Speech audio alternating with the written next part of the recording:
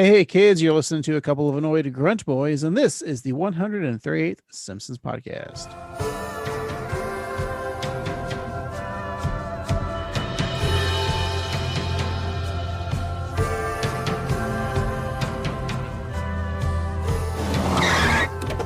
God damn it! That's right, it's the Simpsons podcast that discusses The Simpsons, but we only talk about seasons 11 and beyond because we feel there's other podcasts out there that discuss the golden age. I think we're the only ones that talk about the modern age, as in the only ones that are also annoyed grunt boys and have particular names, such as me, annoyed grunt boy Craig, and we have another annoyed grunt boy. That's right. It's Steve, your other half-annoyed grunt boy. Hey, welcome back, Steve. Thank you. Let's full disclosure this, Steve, here. Let's go behind the curtain. When we record these intros, we record them pretty close to air date of this podcast. Mm-hmm. We record like a lot of the episode talk prior to this, and that's why we do the intros, to kind of like make sure we're in the same headspace. Yeah, we're in the moment. Moment, right? And I think it was kind of crazy. Last week's episode, Saga of Carl, we recorded the intro before the riots. I'll say the domestic terrorism acts happened. Mm-hmm. And so our episode drops with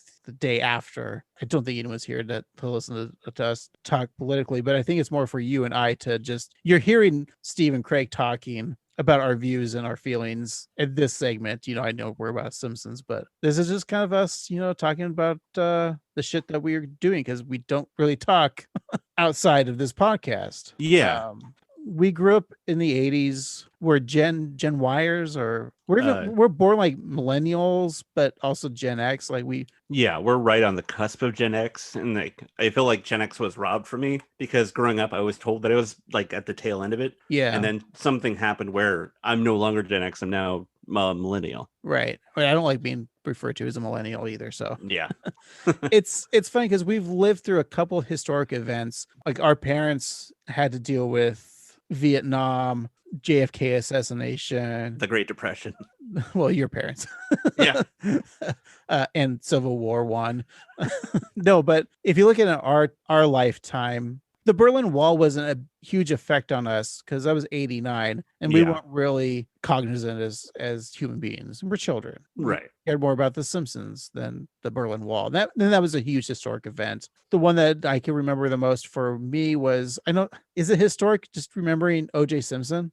No, I was going to say, like, for me, I remember sitting on the couch with my dad watching the Berlin Wall fall and not really getting it, but just knowing that it was an important thing. But then the next big thing that I remember seeing on TV and being like, whoa, this is a big deal, is the OJ car chase. Right. That, and then, of course, I think the bigger one would have been the Clinton Lewinsky scandal. Mm-hmm. That was very, very big. And then I think it would have been 9/11. And don't forget the Columbine. And right, the school shootings, which, right, because we were still in high school when that happened. Yeah. I think 9/11, going back to Iraq, and I think from there, but I got to say that what happened in DC, it's going to go down as one of the craziest things. They were doing it for nothing. Right. There's no proof. And I don't know what their end game was. Like, even if it wasn't violently breaking into a holy piece of, government and, killing people or having people be killed. It just seems so weird that people are all about a single person when you're supposed to be about this country. Yeah. And yes, we've had Republican in our lifetimes. We've had Republican presidents. We've had Democrat presidents. Yes, I wasn't totally for Bush. I do lean towards the liberal side. And so, when Gore lost in 2000 and Kerry lost in 2004, I was like, well, you know what? We got to still get behind this Bush fella. Mm-hmm. Even though we didn't like him, but you know what? He was never going to incite violence within the people that he's supposed to be the president of. Yeah. And I think that's one of the craziest things is, like, in your opinion, we had crappy presidents. It's a listener, of course. No one will ever be happy. There's never going to be the president we want. Heck, we're not even Biden people on this podcast. Yeah. We wanted Nelson from The Simpsons to be the president. Yeah. It's just crazy that someone would just incite the violence. This is what you guys have heard this all the time. I feel like we shouldn't be talking about this because you probably want to get away from this kind of malarkey, as our future president would say. Yeah. And, I know that you've probably heard on other podcasts similar sentiments, but it can't go without saying how crazy and cuckoo bananas and bad this is this thing that happened. And, I hope that, we can move on from it. And I feel bad for the kids 20 years from now who will have to like spend a day in history class learning about how a failed businessman who was a game show host of a reality show incited a bunch of dipshits to storm the Capitol because they didn't like that their guy lost. Yeah, I think the image that gets to me the most is seeing the Confederate flag, the nation's capital. Yeah. It just proves that wars are never over, Steve. Yeah. Wars, epics, even sagas will never end. Hey, Steve, what are we watching this week? Well, Craig, we're talking about the Saga of Carl Carlson. That aired in the good old year of 2013 on May 19th. Oh, wow. That feels like so long ago. What was the number one movie in the box office? Well, Steve, if you've listened to this podcast before, or even an eye off Springfield, we've talked a little bit about this franchise, a little franchise called Star Trek. And if you know, I'm a huge Star Trek fan. So would I be delighted to know that the number one movie of that week was Star Trek Into Darkness? One would think. Yeah. And you know what? Fuck that movie. We'd have to do a whole other podcast about my hatred of Star Trek Into Darkness, but we don't have that kind of time. I've also grown to accept movies that I never liked. Like, I enjoy the Star Wars prequels now because I see them from a child's eyes, which was weird because I said, give me $20 for your eyes, and he gave them to me. Thanks, mister. I'm going to buy a comic book. Oh, no, but I'm at that. I've probably said it on the podcast before. I'm like, I'm not gonna hate or shit on anything anymore, except for apparently Simpsons episodes. Sure. We really don't shit on anything on this podcast. I feel like we mostly praise. Yeah, we find out like things we don't care for, but we're not like, well, I mean, I would go back and say, I'd almost want to watch Scorpion's Tail again. Just to see if it is as bad as we thought it was, but we're not going to. But just Star Trek Into Darkness. I can't do it. Not into it. How about music, Steve? Well, Craig, on May 19th, 2013, we were all bopping to the number one song on the Billboard Hot 100, Can't Hold Us by Macklemore and Ryan Lewis, featuring Ray Dalton. Return to the Mac, get up what it is, what it does, what it is, what it isn't. Looking for a better way to get up out of bed instead of getting on the internet and checking a new hit. Me get up, first shot, pimp strut walking, a little bit of humble, a little bit of cautious, somewhere between like Rocky and Cosby's for the game. Nope, y'all can't copy yet. Bad moonwalking, and this here is our party. My posse's been on Broadway, and we did it all way. Chrome music, I shed my skin and put my bones into everything I record to it. And yeah, I'm on. Let that stage light go and shine on down. Got that Bob Barker suit game and Plinko in my style. Money. Macklemore and Ryan Lewis, Steve, are you fans? I really don't know their work. I know this song and I know Thrift Shop, and they're fine. They're from Seattle. Yeah, we'll give them a pass. Yeah. I'm glad that they're finally accepted into the pop culture community because of us. Yes, you're welcome, Mr. Moore. Well, thank you, Saho. You're welcome, Mackle. Oh, right, yeah, Governor. And you too, Ryan. Give us for breakfast. Watch it, Ray Dalton. Alrighty. Okay, fine. Hey, yeah, Saga of Carl. What the heck are we watching about? So friendships are tested when Carl skips town with $200,000 winnings from a lottery ticket he bought with Homer, Moe, and Lenny. All right, let's go ahead and watch that episode and come back and discuss. Sounds like a plan. We'll be right back. Stay on my craft and stick around for those pounds, but I do that to pass the torch and put on for my town. And we are back. Today we're talking about the Saga of Carl, the 21st episode of the 24th season. It originally aired on May 19th, 2013. It is episode 529 in the show's run. Your nerd code is RABF14. It was written by Eric Kaplan, directed by Chuck Sheetz, and your director, or your showrunner that directs the director, is Al Jean. All right, Eric Kaplan. We have not reviewed an episode that he has written yet until now. Because this is the only one. Oh. Guess where he went to college, Steve? Is it Kudger? Unfortunately, it's not. It's Harvard. Oh, boy. When he was at Harvard, guess what publication he wrote for? Probably not the Squash Times. That's where they write about, the vegetable? Exactly. Or the sport? We got some new zucchinis in town. Okay, well, I'll let you know. It was Harvard Lampoon. The good old Lampoon. He also was a intern for Spy Magazine. Ooh. You know, his duties included mopping the floors and writing blurb-length film reviews. Wow. Yeah. First television credit was a Late Show with David Letterman. Ah. And so when he was there, he heard about Futurama was going to be produced. So he got a job there and wrote a couple episodes of Futurama. Including Jurassic Park. The episode that everyone loves but doesn't want to watch again. Exactly. That is such a great episode, though. Yeah. And then he also wrote for Andy Richter Controls the Universe. Oh, yeah. How about Malcolm in the Middle? Very good. Oh, the Drinky Crow Show. That was a weird show on Adult Swim that I used to love. And he did an episode of Flight of the Conchords. Ah, and Big Bang Theory. Which he was a writer and executive producer for. So I think he knows his comedy. Yeah, and he knows Big Bang Theory, too. I'm not going to shame Big Bang Theory. Yeah, they're all very rich.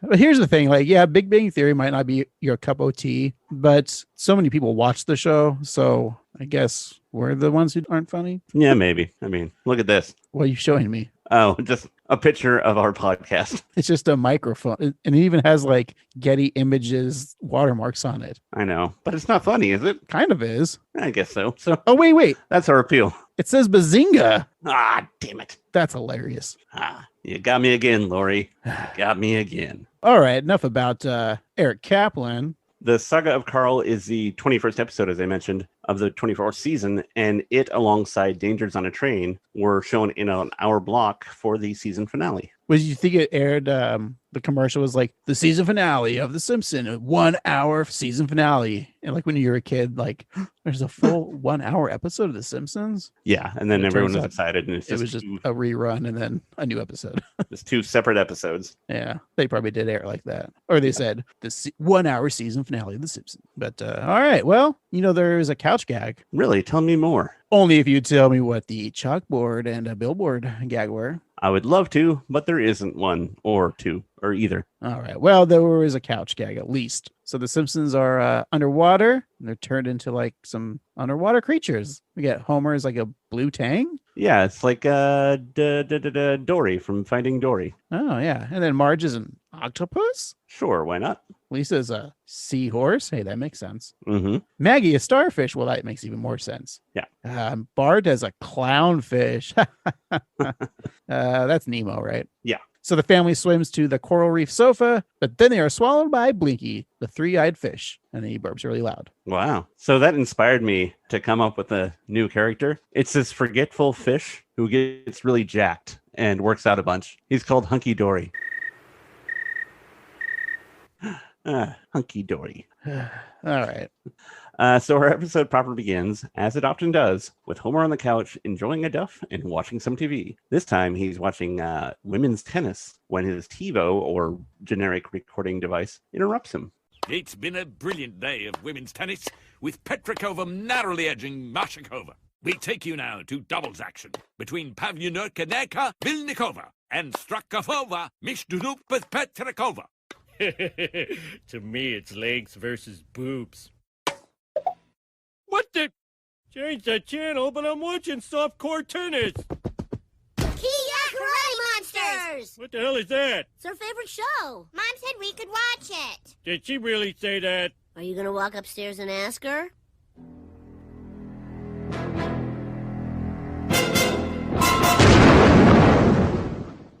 No. You ever watch some women's tennis, Craig? Next question. Okay. Yeah, I love tennis. Yeah, it's a great sport. Yeah, the sport of kings, as they say. Yes. Isn't that horse Yes. racing? Oh, makes sense. Actually, it should be chess. That makes more sense because there are Isn't kings chess in really a sport? it. That's true. Have you seen the Queen's Gambit, Steve? No, Are we I the hear- only two people that haven't watched Queen's Gambit yet? I think so. Unless there's a Cajun talking guy who can turn playing cards into explosives, I don't want to watch it. I might get around to watching it. Yeah, I might. I think Laura watched the first episode, It's supposed to be just kind of like nice and safe or something. I don't know. Yeah, it's not too bleak or anything like that. Yeah. All right. Well, we get those little two kids of the Homer and Marge. Their names are Bart and Lisa. Mm-hmm. And their new favorite show is called Kia Karate Monsters. And the show begins, and we're introduced to the characters that use a homicidal honor to rampage for peace. We have Kung Fu Werewolf, Judo Mummy, Taekwon Dracula, Ninja from the Black Lagoon, Blob Jitsu, Franken Samurai, Mixed Martial Medusa, who herself is a snake, which is confusing. and Krav Maga. That's my favorite. Yeah, it's good. The kids excitedly shout, Kaya, as Homer is surprised that they no longer like Planet Jackson and the Earth Brigade. Bart and Lisa explain that they don't watch that show any longer because it's for babies. Upon hearing this, Maggie tosses her globe-headed action figure of Planet Jackson. I loved little Maggie there and her sad. She still wants to play with it, but she doesn't want to be referred to as a baby, apparently. Well, maybe learn how to not wear a diaper, Maggie. And learn to not use a pacifier. Yeah, and say something. Yeah, Jesus, it's been like 32 years. Yeah. Well, at the dinner table, we get Bart and Lisa, and they're fencing with some big asparagus spears there. Mm-hmm. Steve, are you a fan of the thicker asparagus or more of the skinnier asparagus? Sometimes the girthier ones are a bit much to handle. I agree. But sometimes it's too thin, it's a little stringy. So you got to find just right. You guys think we're making penis jokes, but we're not. We're actually talking about asparagus. Yeah. I don't like the big, thick ones. Yeah, they're a little woody. I can never get my mouth around the head, though, if it's too girthy. And you keep on giving it teeth and it doesn't, nothing happens. And now we are talking about penises. Exactly.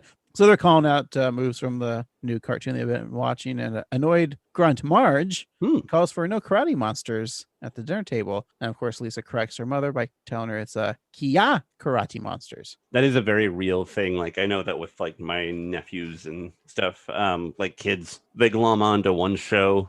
And when you get a little bit older, not much older, it makes no sense to you. Like a Yu-Gi-Oh or a Beyblade. I don't know. These are things that kids 20 years ago probably liked. Yeah, that was like a thing in the early 2000s. Yeah. So as the night goes on, Marge is giving her son, who will remind you is 10, a bath. Lisa runs in with a samurai shampoo blast, blasting Bart in the eye, to which Bart responds with a ninja throwing soap. Once again, Marge calls for no karate monsters, and once again, she's corrected, this time by Bart saying it's Kia karate monsters. I didn't think about that too. Brought up. Yeah, he's 10 years. I don't think my mom was bathing me at 10. No. I think that stops pretty, like 5? I was going to say 5. Like, yeah, 10 years old. That is weird. He'll start getting like pubies and boners. Yeah. And you don't want your mom around for that. And then like Lisa coming in, like if I was 10 years old and my sister runs in while I'm taking a bath, I'd freak out. Yeah. Also, I have to say that Marge should be happy because her kids are like bonding really well. Right. I do like how the kids are also correcting their mom, because I think it was something that as kids you would do. But, like when your parents are like, oh, like you're playing G.I. Joes, and it's like, oh, you playing your army man, Steve? Yeah, and it's like, no, they're not army men. Like, Wetsuit is in the Navy, so is Shipwreck. And I actually prefer playing with G.I. Joes because they have cooler color schemes and there's more ninjas. Yeah. So I think that's kind of fun. The kids are being kids, like you said. So they got to complete the rule of 3, Steve. Mm-hmm. The family goes to the Springfield retirement castle where Grandpa is celebrating his birthday, and the kids made him a card with a drawing of him as a giant holding a mixed martial arts Medusa and Taekwon Dracula and beating the rest of the monsters with a Kia written in bold font. Grandpa is concerned, and Bart and Lisa continue to reenact their new favorite IP. Did this really happen? Tail attack! Actual sword attack! I've had it. No more karate monsters. Kia! That's it. Tomorrow we're doing something educational. We're going to the Science Museum. Grandpa looking at his card. Yeah. Just that line reading, like, did this really happen? Like he's concerned, like, oh no, is the Alzheimer's kicking? Oh, I thought that was great. Yeah, that's pretty funny. You would think you'd hear a yay from Lisa about the Science Museum. I know, that really kind of bothered me. It does. It bothers me a little bit. Yeah. They arrive at the Science Museum.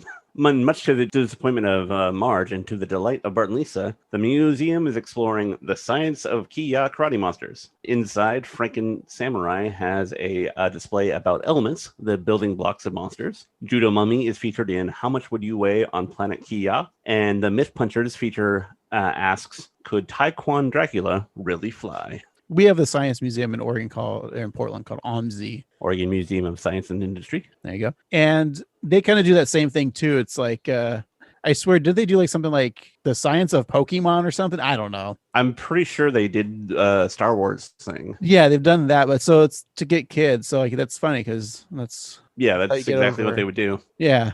The science of the Simpsons. Ooh, that'd be great. Yeah. I would go to OMSI for a Simpsons exhibit. Yeah, they could learn about nuclear power and other Donut things. making? Yeah. Beer drinking? I could teach a lesson on that.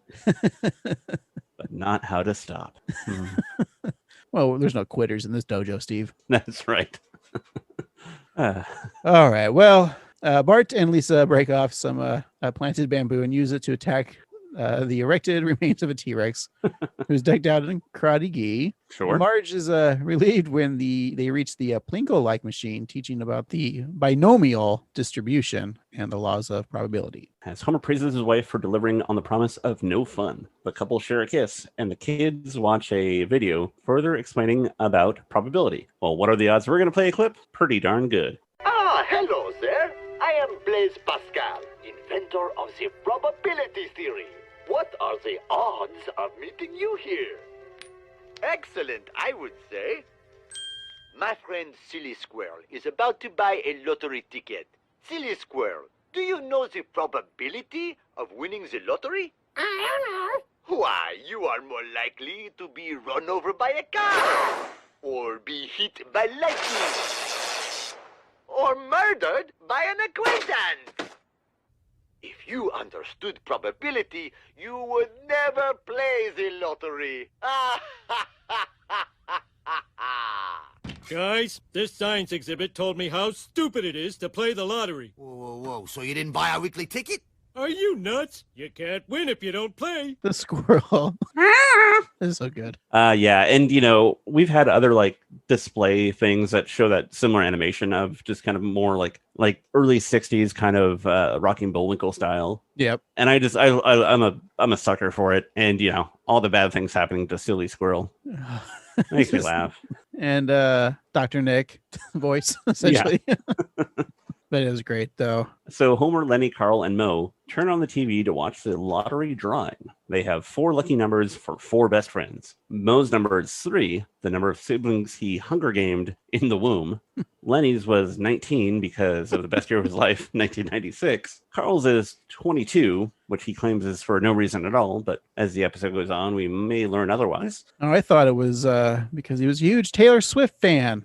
That's right. That song 22 by Taylor Swift. Is this my Taylor Swift podcast? Yeah, you're right. Yeah. Welcome back to Swiftly Speaking with Craig and Steve. Hey. What do you think of Taylor's new hairdo? Oh, man, it made me red in the face. I knew she was trouble when she walked in. I know one album. Well, we'll get to her newest album next week. All right. Back to the Annoyed Grunt Boys present the 138th Simpsons podcast. And Homer's contribution is 69 because people always laugh when you say 69. And according to Homer, no one knows why. Kent Brockman, he's on the TV, Steve, and he's going to be calling out the lottery numbers. So the winning numbers are 3. Wait, that was Moe's number. Yeah. Next number is 19. I think that was Lenny's number. Reminds me of 1996. Yeah. The next number is 22. That's Carl's favorite number. Yeah. Okay. The next one has to be 69. And it is, which of course is Homer's. Yeah. And I love when Brockman says 69, he chuckles. Yeah. Anyways, them Springfield boys, they won the lottery. Oh boy. Won a total of $200,000, giving them $50,000 apiece. But in reality, Steve, because of taxes, they'd probably only maybe net $25,000 apiece. Yeah. If you were to go in, let's say, I don't know, we talked about Missouri. Because that's where Springfield's at. Exactly. A lottery win of $200,000 would result in $142,000 after taxes, meaning that each guy gets $35,500. I don't even get up in the morning for that kind of money. No. The bartender and his loyal patrons are excited. Carl, especially, he wants to throw a raging party. He takes the ticket to cash it in and calls upon Homer to get the food, which Homer decides will be mini dumpsters of wings from Garbage Wings, which is a place that I feel like you would frequent if you were a Springfield resident. Mo tells Lenny to get the drinks. But when Lenny reminds the barkeep that they are already at a bar, Mo reveals that the current beverages are just gasoline and dog water. Hot dog water, actually. Yeah, and here on the podcast, when they mention food or beverages, I like to mix up a drink or a food for Steve to try. So here we go. We got some hot dog water. I'll Okay. let you know this is 100% ballpark hot dog water. Mm. Yeah, and then gasoline here is premium. Ooh, thank you for that. Set up here and have a sip. Yeah, better than Budweiser. Steve, we're sponsored by Budweiser this week, Oh, better than Coors. and also Coors. Better than Miller. We're good there. Cool. Take this match and light it first. Now that's a flaming Mo. Hey, that's like a party in my mouth and everyone's invited. The four pals are so happy. Carl is nearly in tears. Really is. You must need that money for something, Steve. Something. Probably like a surgery, maybe. I don't know. So they share a toast to the best feeling in the world, money. And the night progresses. The party is underway with several Springfield residents enjoying a dollar sign party, hats and mini dumpster chicken wings. Looking at the people are celebrating this. Patty and Selma are there. Huh. Yeah, it's weird. Dr. Hibbert and his wife. We get Bumblebee Man. We got the Van Houtens. We got my girlfriend Lindsay Nagel. There's a Pooh and Manjula. We got Miss Hoover. And is that the back of Cookie Kwan? I can't tell. I think so, yeah. And of course, well, who's the guy in the green hat at the bar? Oh, is that Larry? There's never been a voice to that character, has there been? I don't think so. So Homer plans to build a pool with his winnings. You must have just watched Christmas Vacation, right? Mm-hmm. Marge is like, an underground pool? And he's like, yeah, one that'll be so freaking far under the ground, baby. Oh, yeah. Yeah. So the guy's name is Sam, by the way. Oh, Sam. In a Sam. bar. Maybe he's from Boston. Yeah. No voice to that character, though. Nope. There's also Larry, who's the bald guy who looks Always depressed. yeah. Yeah. Sam and Larry. All right. Let's write an episode with those two. Alrighty. They probably did in like season 22. Hey, we could do the voices for them. Who do you want to be? You're probably more of a Larry. I'll be a Sam. Yeah, that tracks. You wear hats. I have beer. And depression. That's, yeah, sure. Lenny asks Carl about his plans to share the money, but the crowd finds that Carl's not back from cashing in that ticket. Weird, huh? So Carl probably just got caught up in traffic, Lenny reasons, and Homer agrees. But as the night goes on, most of the party's attendees have gone home. And then Lenny, Homer, and Mo contemplate their friend's whereabouts. I wonder what's keeping Carl. I hope our friend wasn't in an accident. I'm glad we're the kind of people who are worried about Carl's safety instead of thinking that he ripped us off. I wasn't thinking that. Carl's our good friend. Our good friend. Yeah, good old Carl. Good old Carl's phone went straight to voicemail. Again. The power of friendship is so amazing, I don't feel at all suspicious of Carl. Drive faster because of the power of friendship. Carl's gone. Our money's gone. We've been betrayed by good old Carl. Guys, I think we might need a new song. Four best friends who never quarrel. Homer, Simpson, Lenny, Mo, and no one.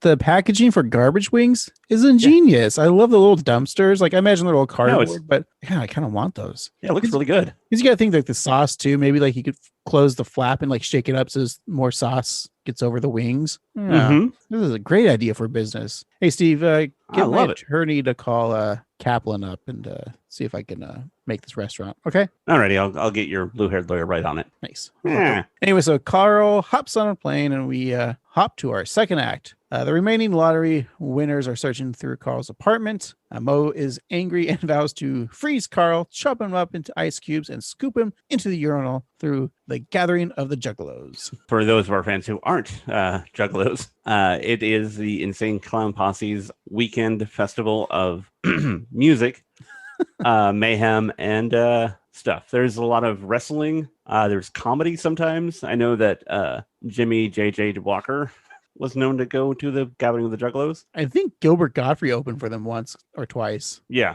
I will say, though, that they canceled this previous year's gathering long before the government did anything.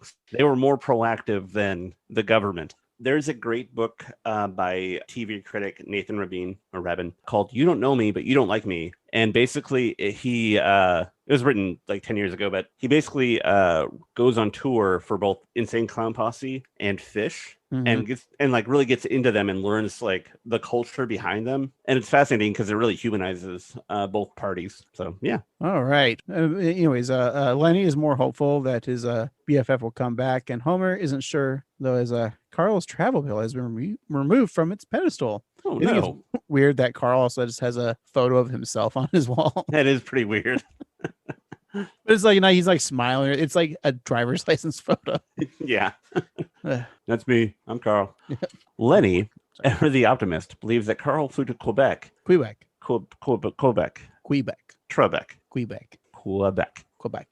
To bring back French Canadian sugar pie. He then imagines eating it and thanking his friend. Just then, Homer sees a note on Carl's fridge addressed to the guys. Steve, have you ever had a French sugar pie? I don't believe I have. Well, luckily for you. Oh boy. I just Googled what it was. Here's the ingredients. We got pie crust. Yep. We got brown sugar. Yum. We got some flour. Sure. We got evaporated milk. Tasty. We got an egg, lightly beaten. Not too hard. We got a teaspoon of vanilla. Yum, yum. And a quarter cup of butter. Sure. So that's it. That doesn't sound horrible. No, it's just like a sugar cookie or something. Yeah, it's like if cookie were a pie. Yeah, I would totally eat the heck out of this. Oh yeah, with a little whipped cream on top. Yeah, Yep. Sounds good. All right. We'll make it for next week's episode. Alrighty. And if we don't, please let us know that we failed. No, Do we really need anybody to tell us that we're failures? That's true. So Homer reads the note which says, "I've gone home. Goodbye forever, Carl Carlson." Lenny wonders where Carl has gone, and the three of them reconvene around the Simpsons dinner table. Had plans for that money, too. It's gonna be one of those guys who's really into hot sauce, you know? Hot sauce suspenders, hot sauce pajamas, bolo tie with little chili pepper on it. I still can't believe it was Carl who took your winnings. I thought it would have been you. Or you. Or you. I know, me too. It's the ultimate screw-over. Maybe he had a good reason to give you the ultimate screw-over. He said he went home and his passport is gone. What country is he from? You don't know where Carl is from? Come on, you know how dudes are. We don't go digging into the past. We talk about guy stuff. Like baseball and trucks and when guys lift too much weight and their bungus drops out. You know, guy stuff. Maybe if you talked less about guy stuff, you'd know more about your so-called friend. Well, it don't matter no more, Midge. Carl is gone, and we're already auditioning replacements. You're probably going to make a comment on how I want to be one of those hot sauce guys that Mo wants to be, right? I was kind of thinking about it, yeah. But do you really need $50,000 to be a hot sauce guy? No, all you need is an indifferent partner. I've dabbled into like making my own hot sauces. Like once. Yeah. That's fine. My store has a vast collection of hot sauces. Do you guys have Da Bomb? We may have Da Bomb. I've always wanted to try that because I'll watch the First We Feast YouTube chicken wing things with the host Sean Evans. By the way, this is not sponsored content, or is it? Oh, catch it every new episode every Thursday on YouTube at First We Feast. First We Feast, yes. Like and subscribe. Anyways, they always have Da Bomb, and like everyone that's ever been on, it's like can't handle that one, and it's always the second to last one they try. I'll check tomorrow to see if we have it. I feel like we've had it before. It's supposed to be like not good, but I need to try it to see how bad it is. If I can get it in, I'll get you a bottle. Okay. So the first audition is Lou the cop, who's surrounded by Homer, Lenny, and Moe, and they're just staring at him. And Lou declares that this could not be more offensive, and then storms out. And appalled to see Dr. Hibbert as he tries to enter the bar, presumably to also audition to be the one black friend. Kind of like that scene. It's funny. Yeah. But also, I don't know if Dr. Hibbert, I want to be great, for them because they can probably get free medical advice. It's true. But he's also in Mensa. So yeah. I think Dr. Hibbert, he's above those guys. Yeah. And I don't know about Lou. Like, I don't know about his personal life, but I like Lou. Lou's nice, but I just feel like their drinking and his copping would not mix well. Ooh, but that also could be an advantage. That's true. Maybe you can get a loophole. A loophole. Exactly. But then, like, the other cop is going to feel bad. Eddie, yeah. Maybe he can actually Ralph Wiggum's real father. Right. He's got the same hairstyle. Exactly. All right. Who would you rather hang out with, though? I mean, I don't know. I feel like Hibbert would laugh at my jokes, but I know it wouldn't be genuine. Lou's pretty cool. I mean, he seems like a cool guy. Yeah, but really, it's Carl. That's who I want to hang out with. Yeah, Carl's the man. Yep. But he's kind of a jerk. Yeah. Well. So depressed, Lenny puts a framed photo of Carl on the bar. Mo calls to remove the picture as he never wants to see the moolah-stealing jackpot thief ever again. But then Homer notices something reflected in the lenses of Carl's sunglasses. So Homer can't quite make it out, so he needs to get a little closer. So he chugs the beer and uses the stein as a magnifying glass. Homer then sees that Carl is looking at a geyser, and there's a sign in front of it. Initially, it's just a little too small to read, but then Lenny adds his stein, doubling the magnifying strength. But unfortunately, the text is backwards. Oh, no. But then Mo, he's the bartender, remember? Yeah. He grabs a mirror, and they learn that the sign says, Stroko Geyser. Oh. How fun was that stupid scene? It was. I mean, it just reminds me of like the CSI shows or whatever, like Enhanced Grid A, section 3 of the really crappy grainy photo, and then enhance. Yeah, and it just clears up, and like the man stealing the thing. Those whole like things that they do, like Goldfinger, the James Bond movie. Oh, take a drink if you're playing the drinking game at home. I'm mentioning James Bond. In Goldfinger, like Bond is kissing a girl in the beginning of the film, and he looks in the iris of her eye. Oh yeah, there's somebody like coming guy. in. Yeah, so they're that ingenious, but then they go to Lisa to help look up the guys that are online because they couldn't just go to a computer or their phone. Was 2013? Yeah, you should have smartphones by then, right? I would think so. Yeah. They learned that the geyser is one of the most famous natural wonders of Iceland, and that means that that's where Carl came from. Mo is unsure though if Iceland is real, and Homer assumed it was Superman cave. Is that in Antarctica? No. The Fortress of Solitude is North Pole, isn't it? You would know better than I. I would always assumed it was North Pole. Yeah. Okay. Where Santy lives. Yeah. Because South Pole, we got researchers down there, so he doesn't want people to see his Fortress of Solitude. That's true. In the original comics, I'm talking 30s, Superman's fortress is actually in a mountain, in the woods. That was it. He's just a militia man. Yeah, he really was. That was back when he worked for the Daily Star, not the Daily Planet. Interesting. Yeah. A lot of the things that we know about Superman were mostly invented on the radio show or the TV show back in the 50s. Because he couldn't fly initially. He just jumped a lot. Right. He just jumped. That's why they're able to leap tall buildings in a single bound. Yeah. If you watch the Flesher cartoons, he doesn't actually fly. He does just leaps. Mm-hmm. And he gets winded too, which is nice. Yeah. Welcome back to the Superman cast, Super Buds with Stephen Craig. Let's call it a Krypton night on this episode. And now back to the 130 Simpsons podcast. So some trivia for you, Craig. Carl previously referenced his Icelandic childhood in season 14, episode 16. Excuse me while I kiss the sky. Hey, that's kind of fun. Yeah, so there's some continuity there. I like that because that was probably just a throwaway joke. Mm-hmm. And then Gabe Kaplan saw it and was like, Kaplan's hey. I'm going to use that. All right, that's cool. I just called him Gabe Kaplan. He is not Mr. Cotter. It's Eric Kaplan, right? Yeah, Eric Clapton. He pushed his sign out of the building and wrote a song about it. And is extremely racist. Yep. Everyone, don't forget, Eric Clapton is a huge racist. We're not making a joke. Look it up. Yeah, it's true. Anyways, Lisa does some more digging and finds that Iceland keeps the most detailed family records of any country in the world. She also finds that Carl's name and that he was adopted by a couple who live outside of Reykjavik. Reykjavik. Just remember, you got to check your neck before you Reykjavik. Reykjavik. If that's where Carl is, that's where their money is. They've got a pack, and one of the Simpsons, along with his 3 friends, are going to Iceland. Lenny packs a photo of Carl, along with several Carl shirts and a baseball cap with Carl's visage on it. And Mo packs a paint can with a pair of boxers and a pair of socks, then hammers the lid shut. Hey, to be fair, the Mo packing a paint can, those lids are tough to get off, so that's pretty secure. It really is, and even if there's issues in the on the plane, it's gonna stay secure. Exactly. That just one color print of Lenny's face on a t-shirt. Do you think it was? Now I know Kaplan wrote this episode, but I didn't before I did the research to see if this was just a staff writer, like a Matt Selman or whatever. I feel like it could have been the writer's room. All right, we're having the Simpsons bid yet. Someone's like, Iceland. All right, the Simpsons are going to Iceland. Someone write it. And then maybe Al Jean would have been no, stop it. How about just one of the Simpsons goes to Iceland? we do a story there where like we don't have to have the family go. Yeah, that way we don't have to lose Maggie mysteriously. Exactly. But maybe it was just Gabe Kaplan just really likes Iceland. Yeah, maybe he does.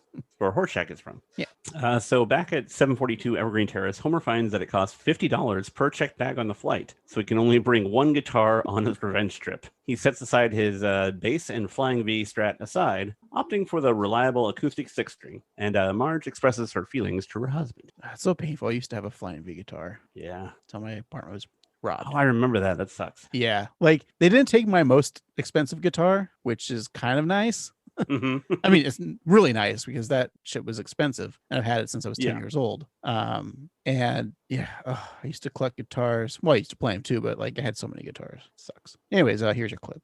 You're going so far away. I'll miss you. Baby, I'm going for us. That money's gonna dig us a swimming pool that'll take our broken family and make it whole. We're not broken. We're broken. We're pretty broken.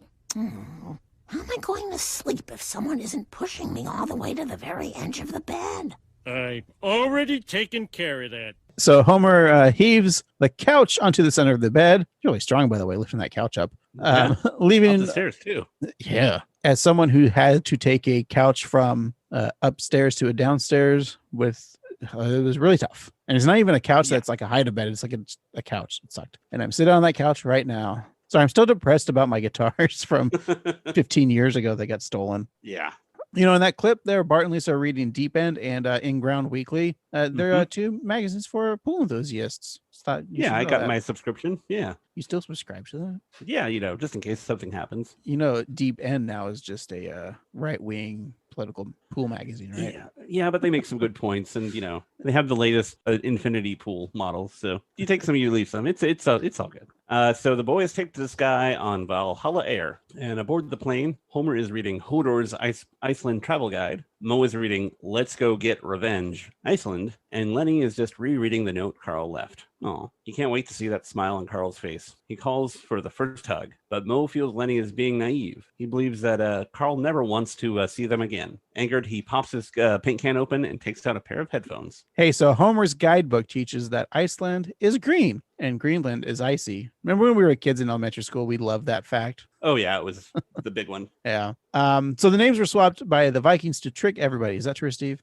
Sure. The three men laugh at the Vikings' antics, but upon arriving, they discover it's pretty damn cold in Iceland, too. Ooh. Because Lenny, he's only packed shorts. Oh, no. Poor Lenny. So the boys head to the clothing store with a K for more appropriate attire. Once in their sweater, they awkwardly ask a man on the street about their former friend. Excuse me, we're looking for our friend. He's about so tall, wears a jacket, he's got no visible tattoos. Just say he's black, Mo. You say he's black. His name is Carl Carlson. Carl Carlson? His family has been hated for 1,000 years. How do you know about Carl's family? Our country is very small, very judgmental, and very nosy. Ingmar Angmason, how progresses your gonorrhea? It heals, but slowly. I almost thought the joke that was going to come was when Mo was like, he's about yay tall, wears a jacket, and he was like, oh, Carl Carlson. Yeah. And then just say he's black. 2 black jokes in this episode, huh? Yeah. And there's also between the tennis stuff in the beginning and some of the Iceland jokes, they're just people who don't speak English talk funny. I would say problematic things in this episode that people these days would point out, like us. Yeah, that's kind of what we do. Yeah, even though we're not woke at all, right? Well, I don't know, because I worry if we can say woke, so that's how woke I am. Why can't we say woke? It originated as a term for black people who were more socially conscious and aware, and then it was kind of co-opted by white people as being cool with saying pronouns and stuff. So Mo asks the man why everyone hates the Carlsons, and the man takes them to the Icelandic Museum of Natural History, where the science of Kia karate monsters will soon be shown. The trio learned from the man of the epic fail, as the museum display puts it. A tome shows that the Carlsons were the watchmen of the coast. keeping an eye out for invading hordes and the safety of Iceland depending on the family. But the drawing shows that the Carlsons failed and the enemies invaded, laying waste to lava fields by burning their sweaters and feasting upon their tiny horses. Oh, poor horses. Oh. So as Mo puts it, screwing over your friends is in Carl's blood, his adopted blood. The boys rent a Fjord Fiesta, which I thought was funny. Great. And head to the home where Carl grew up. 22 that's a lot of letters, although Lenny pronounces it Hjor Leafstrati. And that's why 22 was Carl's lucky lottery number. Wow. And that's why his sweatpants say Hjor Leafstrati on across the butt. I've never seen those pants on Carl. He only wears them around the house. Yeah. Also in the museum, there's a fun little visual of Bjork in her swan dress from the Emmys, or no, the Grammys from several years back. Was it great? Anyway. I thought it was Oscars. Could be the Oscars. Oh, yeah, for Dance in the Dark, probably. Right. That whimsical dress for such a whimsical movie. It's a hilarious movie. So fun. Hello. See if I forgot to tell you how Bjork's on the podcast. Oh, hey, Bjork, how are you? I am doing well. It's good to hear. I heard about COVID. Yeah, how are you holding up during these unsure times? I'm sorry, Matt Besser, we're taking your joke. He's got a... Oh, no, he lost the theater. Never mind. Pay your performance. Unfortunately, it seems that Mark Maron had already been there, as someone had locked the gates. Homer, Lenny, and Moe decide to wait until somebody comes out. As Lenny and Homer fall asleep, Moe grows bored, wishing that he had something to look at. Behind him, the northern lights are taking place. That's right, the Aurora Borealis, at that time of day, and that part of the country, localized entirely in the night sky. Moe doesn't see it, and instead decides to reread the car rental agreement. As Moe reads on, fairies and goblins dance across the car. I could go for some steamed hams right about now. Steamed hams. So the next morning, Carl is seen hugging his parents goodbye as he hops into his Mercedes and drives off. And the boys, not the TV show, see him and trail behind him. The chase offers the viewer to see the natural beauty of Iceland and the haunting music of Sugar Rose. How do you say their name? Sugar Russ. Sugar Russ. Sugar Rose plays in the background. At first, the men think they've lost Carl, but then they see him exit a building with a suitcase. That's their money. They chase him out on foot, and after about half a block, both the chaser and the chasee are winded. Homer then hands a random man leaving his apartment some money, and he quickly tackles Carl. Homer, Lenny, and Moe take Carl to the restaurant Yuki's Gross Food, where they question him and insult the cuisine of the land. Give us some answers or you'll get a mouthful of rotten shark fermented in its own urine. No, anything but the inedible, repulsive food of my native land. Yeah, Carl. Tell them the good reason you had for borrowing the money. Right, look, I admit it. I gave you the ultimate screw-over. But I did it to clear my family's name. Everyone blames the barbarian invasion on my ancestors. But that saga had a missing page. Oh, yeah. A page was torn out. My family's always believed that we fought bravely against the invaders. And the missing page will prove it.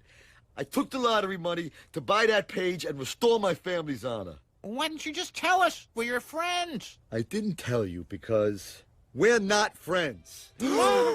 Friends share their feelings, their hopes, their dreams. Friends know their friends are from Iceland. We are just guys who sit next to each other at a bar and talk about guy stuff. So all those years of hanging out meant nothing? Not to me. Sorry, Lenny. That's all right. Now we know. It's all out in the open. I guess it kind of makes it easier now for me to kill Carl! In that clip, I like that Homer takes the urine-soaked shark, takes a bite, spits it out, and then takes another bite. And then, like, during the fight, he just keeps eating them. Yeah. And also, like, if you look at, like, Moe's expression on his face, like, he just has this, like, smile on his face, like, watching his friends fight. Like, isn't that cute? As Carl is choked by Lenny, Moe points out that when the nice one snaps, it's going to be a good show. And our third act begins with Lenny and Carl continuing their brawl, rolling out of the eatery and taking it to the streets, much like Michael McDonald. They trade several eye pokes when Homer and Moe each grab one of them. Moe tries to calm everyone down, saying that they have the money, but when he opens up the briefcase, he finds that Carl had already purchased the missing page of the saga. Yeah, Lenny states that the page belongs to them, but Carl pleads with the other three to give it back so he can restore his family's honor. Oh, Lenny says that he'd give it back if they're friends, but as Carl previously pointed out, they're not friends. As Homer puts it, it's World War II all over again. America kicks Iceland's ass. As they leave Carl and hop on a tour bus, Homer wonders if Carl was right. Maybe they aren't just friends. Maybe they're just lonely guys who do guy stuff. Yeah, once again, the Iceland indie noise rock band Sugar Rose plays, and they reflect upon their time together, staring blankly while Drinking at Moe's. an Isotopes baseball game. The barber shop. Once again, at Moe's. In line at the theater to see The Hangover. Which I gotta say, like, was that a joke of like their expressions, like they had no feelings after watching the movie? Sounds about right. Yeah.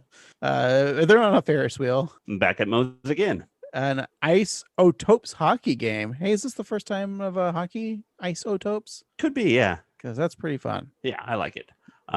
They're going fishing. Moe's again. In line to see The Hangover 2. With the same expression of nothing.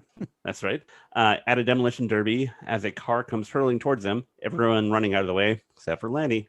And finally, at a bar. I think it's Moe's. Oh, okay. Back on the bus, the three men share a guilty glance. Homer receives a video call from Marge and the kids. She asks if he's gotten the money back, as the kids have been stocking up on pool noodles. Homer tells his wife to put the noodles in the shed, as there'll be no pool. He then goes on to explain what had happened. The Simpsons don't have a shed, Steve. Maybe a lean-to. Yeah. Carl spent all our money on this stupid page from a stupid saga. I say we make it into Saga soup and have ourselves a soup sip. That'll show Carl for defriending us in real life. I know Carl did you wrong, but is destroying something he cares that much about really going to make you feel good? Well, we won't know that till after.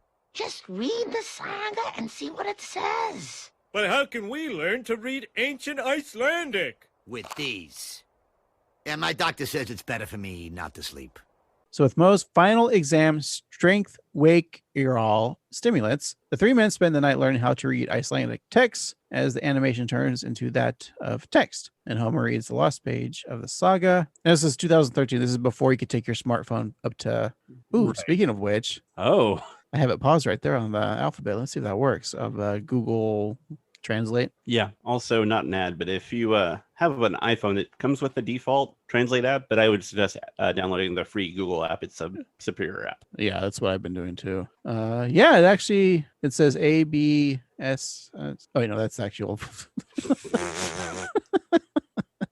It says detecting language, but I'll see if it has Icelandic. It does. I have to download Icelandic. Luckily, I already have it downloaded for some reason. Mine just says 14BM444PY. Yeah, I got a lot of fours. Yeah. Interesting. All right. Well, it doesn't check out. Well, you know what does check out, Steve? What's that? This clip.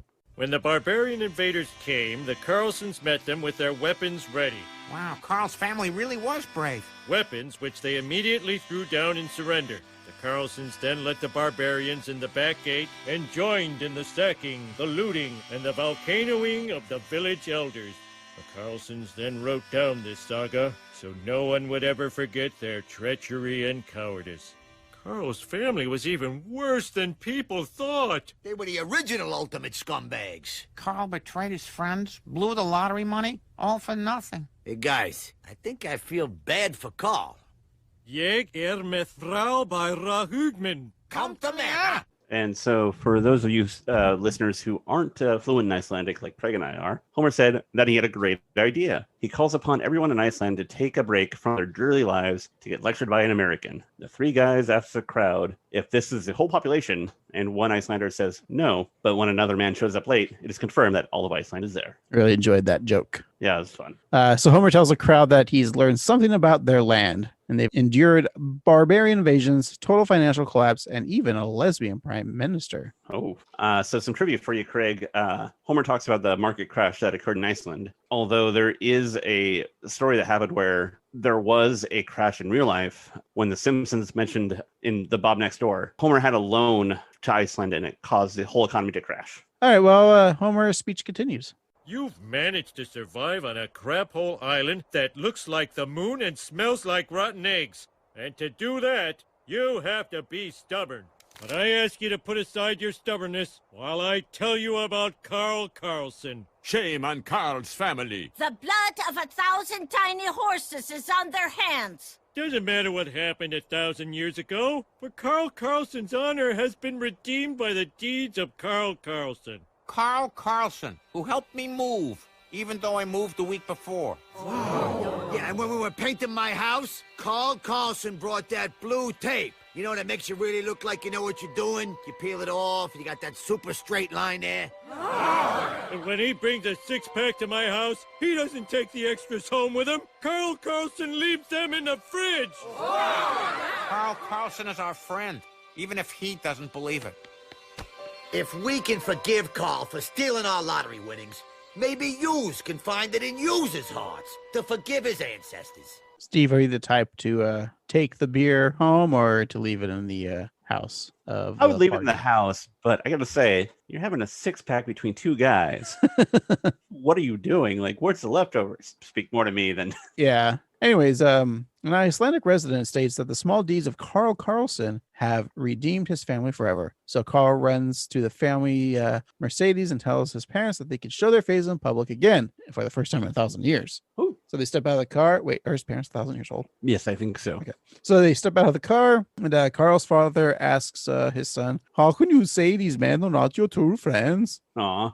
Carl cries, saying that he can't. They truly are his friends, and they all share a hug. And then below the northern lights, the four friends sit in a hot springs, sharing champagne. And then back at Moe's, they share a toast as Carl thanks his pals for teaching him the true meaning of male friendship. They didn't get together to share their emotions. They got together to escape them. You know, I'm thinking about Carl's parents. They couldn't have kids of their own. Right. Maybe it's like a genetic thing because maybe they're like related. Hey, that's a true thing. Look it up. Okay. No, like Icelandic, like... Yeah. No, because the country's so small. Yeah, there's a lot of inbreeding, but they don't know it. Anyways, but they also like adopt Carl. I'm really kind of curious to see like what happened to Carl's real parents.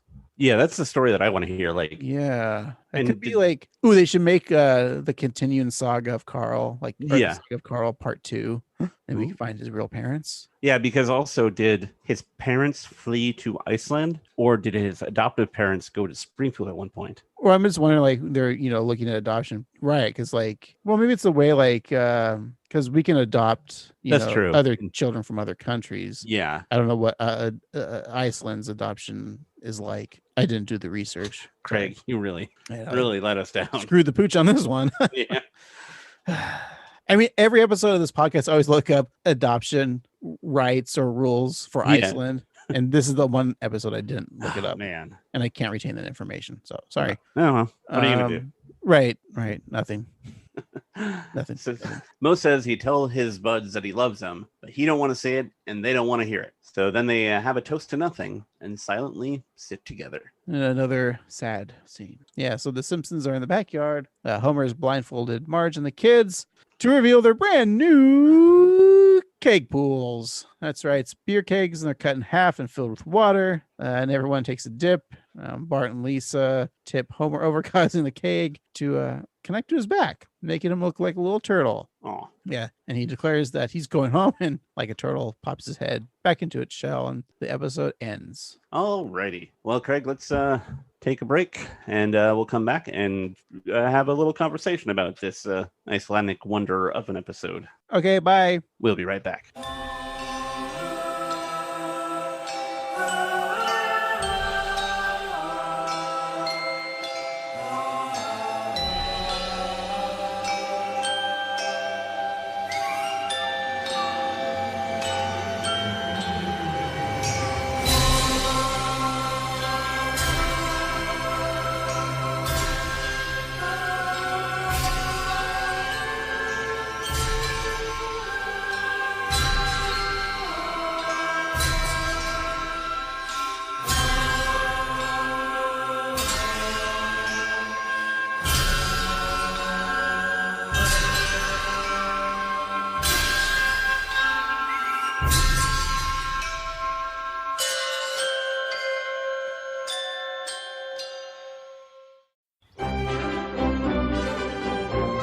And we're back. Craig, let's finish our discussion of the Saga of Carl with our favorite quotes, our favorite tattoos or visual things, our reviews, and find out what we're watching next week. All right, that's it.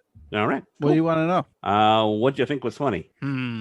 Or first of all, what would you want to get on a t-shirt or a tattoo? I kind of said it. I think there's the obvious choice. The single print of the Carl's face on the t-shirts and hats that Lenny's packing, because that is pretty doable to make that as a t-shirt. That's pretty good, yeah. Yeah, why not? I would wear a Carl shirt. It's nice. It's understated and quiet. Also, a huge hockey fan. I kind of want a Isotopes hockey sweater. That's also very good. Sweater itself isn't that neat looking. I just like that they have a hockey team and they go to the hockey games. Nice. I think I'm gonna go with the tombstone of Silly Squirrel. Or maybe some of the key monsters like Krav Maga. Oh, you could totally do a shirt with the entire cast and crew of that cartoon.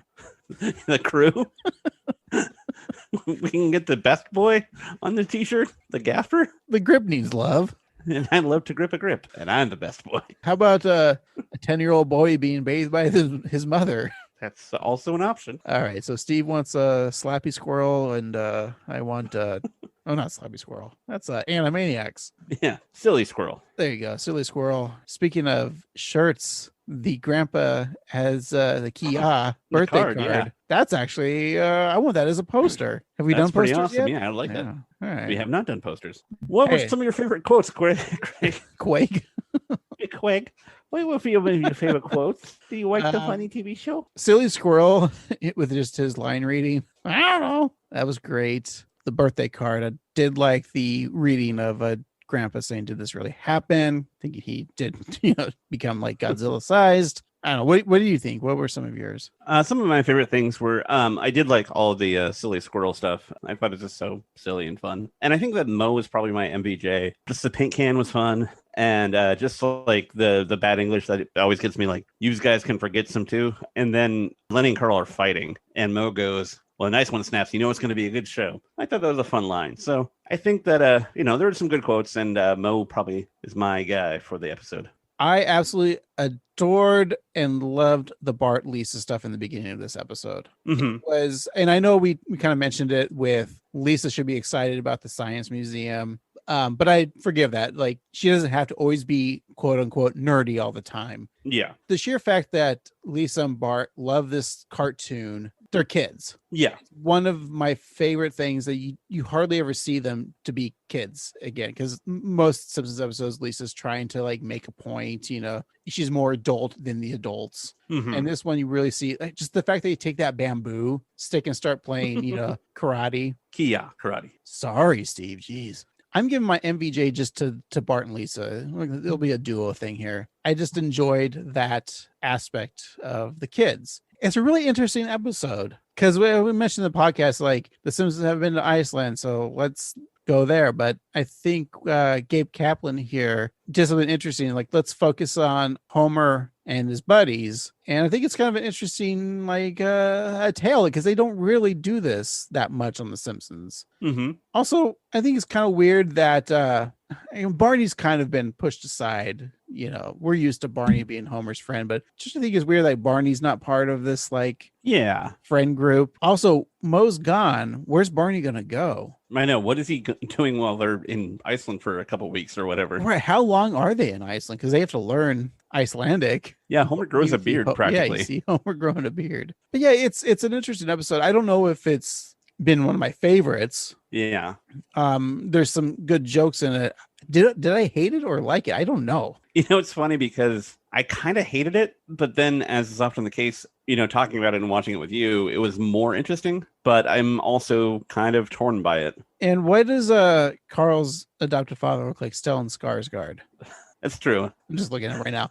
Then there's some kind of like jokes, like they're making fun of the Icelandic culture that, like, okay, all right, yeah, make the stereotype jokes. I get it. But that's what they do, right? Mm-hmm. There's some good signage, though, like the yucky food or whatever. Yeah. That's kind of fun. I guess the beginning, it's one of those Simpsons episodes, right? First act is awesome. And then I just don't, I would watch the first act over again. Yeah. As much as like I'm not a huge fan of this episode, I would like to see the saga of Carl continue. And I want to learn about his real parents. I think that'd make for an interesting story. So I like what they were attempting. I liked what Gabe Kaplan was, doing here. I'll give it a ranking because people like rankings. Have we ever done this before in the podcast ranking episode? Oh, okay. Maybe. Okay. Carl's favorite number just check is the ranking file. The ranking the bass file. Anyways, Carl's favorite number is 22, and I said as a silly joke that he must be a Taylor Swift fan because there's a song that she wrote called 22. But we all Swifties know that Taylor's favorite number is 13. So I'll give this episode a 13 out of 22. All right. Yeah, this is a really interesting episode because I was immediately turned off by the when they're like watching the tennis. And I know that like the joke about watching tennis and getting horny is a thing, but like just making fun of the names, that kind of wore quickly on me. And like some of the Icelandic stuff of making fun of the names was also kind of meh. And, there's a lot of talk about how modern day or, post 11 season Simpsons, they'll take one character and randomly make an episode around them. And that's kind of what they did here. But that didn't really bother me. You're totally right about the Bart and Lisa stuff. It was just so much fun to see them being kids and bonding together. And, just having this common interest that they both share in like show 11. I thought that was great. And I loved the silly squirrel stuff, as I mentioned. It was just great goofiness. But yeah, the last half of the episode or the second and third act kind of do drag. And I'm really torn about how I feel about it. On one hand, I mean, the plot is, I was kind of indifferent to, but I do like the dynamic of the guys, like the way that Lenny's relationship to Carl and always hoping for the best for him and that he's going to do the right thing. Mo just being kind of greedy and mistrusting, and Homer being kind of somewhere in the middle and just trying to find a solution. I don't know. I like the bond of that, and like that they realize that they are friends. I thought was kind of sweet. That being said, it wasn't like a hilarious episode. There were some fun jokes, but I don't know that I need to see it again. I would like to see the prequel or sequel of how Carl's biological parents came to be and where they went. But I would say that the 2020 estimated population for the whole country of Iceland is 364,134. And of that, I'm going to give this 200,000, which is also what they won at the lottery. Hey, let's talk about that lottery real quick. We didn't really mention this. How messed up it was that Carl takes the winnings. And I know that's kind of underlining the plot, but if you think about it, like in real world situations, like if we were part of a group that did that and you found out your friends, and they of course he mentions, like, I think the underlying thing is like, do we really know much about these people that we hang out at the bar? So it'd be like us if like we were back in the days when we would hang out at the bar, with other people that we only see at the bar, and the lottery thing. Like if friend A and friend B, if us and them, like, we're all at the bar, and we only hung out with them at the bar, like, I don't know their life. Like nowadays you kind of do because you become like social media friends with them, and then you see how they live. But also I don't think that with like Lenny and Carl, they're co-workers of Homer, so you would know more about them. That's true. And also we've seen episodes where they were friends in like high school and like kids. Remember there was like a dead body episode or something, or I don't know. Right. And something about the internet, and it's the interlining of shorts. I remember that was joke. A Carl thing. Yeah, it was a good joke. Yeah. Stealing money from your friends or your pal, even if they're the bar people. Yeah. I mean, he didn't even make a plan to pay it back or do anything. But that also then proves that they are his friends, because they were mad at the beginning. This episode's too sweet in a way. Yeah, because they shouldn't have been so forgiving. Right. Huh. That's a good point. Because I mean, $50,000, that's a lot of money. Yeah. I mean, really, you could buy like 5 pools with that. Yeah. Homer. How much does an in-ground pool cost? I don't know. Let me check my issue of Deep End magazine. There you go. Why? That's your episode. That's your magazine of Deep State magazine. Oh, right. I started to Google it, and I actually Googled Deep End. Like maybe an indoor pool. I don't know. Yeah. Oh, it's not that much at all. Well, those aren't great pools, but like a couple $1,000s really. Right. Unless like he was get like an infinity pool. Right. Which I don't know where he'd put that and why would he need that. Steve, do you have any final thoughts for this episode, or just put this in the file? Like, it's not as bad as the Great Gatsby. No, or the Scorpion's Tail. Yeah. I think it's just one of those middling episodes that, you'd watch and kind of be like, that, yeah. And I wonder if that might have something to do with why they aired it with the season finale. Because because maybe it was a little weak, or maybe not. I don't know. I just I guess it was cool to hear Sugar Ross. Maybe you're right about that too, because you don't really have it. It's a buddy. Oh, it's like The Hangover. In a way, I mean, they reference The Hangover, the movie, so it's just a bro adventure. Yeah, where the family doesn't take precedent. Maybe. But we also said that too, that there should be like the continuation of this story of like Carl's lineage, which would be kind of fun. Maybe this would have been better for a different TV show. That's all. Yeah. Gabe Kaplan wrote this for The Simpsons, but maybe this should have been a Big Bang Theory episode. Yeah, maybe it should have been a Shelton and the Indian guy go to Iceland or something. The other guy goes with them, and then Kaylee Cuoco shows up. I like it. I should have wrote for Big Bang Theory. Makes me laugh. Practically writes itself. Chuck Lorre calls if you want us to write on your latest show, which is Mom still? Well, I think he has a new one. Is that one with Thomas Middleditch? I think you're right, yeah. Yeah, it's Smelled of Lori. Smell DeLorean. Is that what you said? It smelled of Lori. Although now I want to watch the Smell DeLorean. Smell of Mandalorian. All right, well, that's enough of this. The Kaminsky method. Yeah, that wins Emmys. Yep, and that's the only thing I know about it. Let's know about what we're watching next week. Alrighty, and to do that, we're going to need that Wheel of Random. Let's give it a spin to see what season we are in.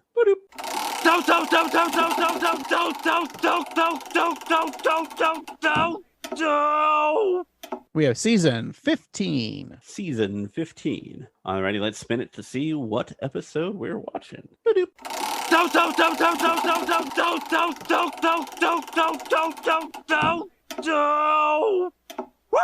Episode 4. Season 15, episode 4.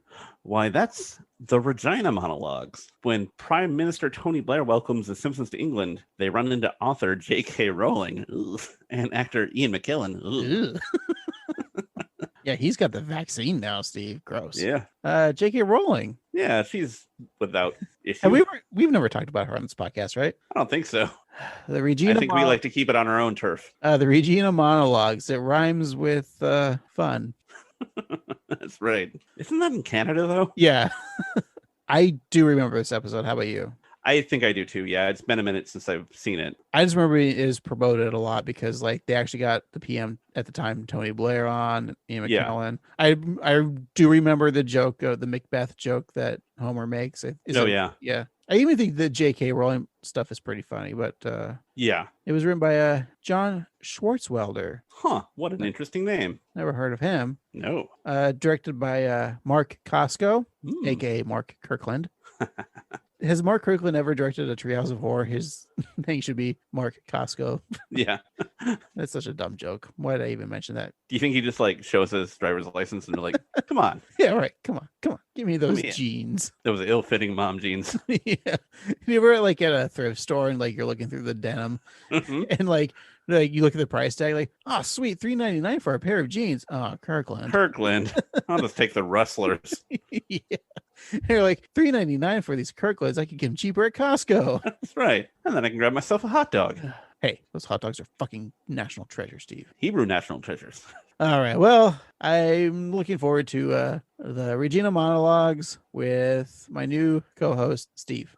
Hey, glad to be aboard. All right. Well, hey, we got a TeePublic site, which is tpublic.com/user/annoyedgruntboys for some merch. And you can always contact us on social medias, Twitter, Instagram, and Facebook at 138Simpsons. And you can email us at 138simpsons@gmail.com. And if you're so kind, go to your favorite pod-catching app and leave 5 stars or the equivalent. But I don't need you to real review. You can just write your favorite Sugar Rush song. I've been half an annoyed grunt boy, Craig. And I've been your other half annoyed grunt boy, Steve. And remember to keep reaching for those Aurora Borealises. And when the nice guy snaps, the show begins.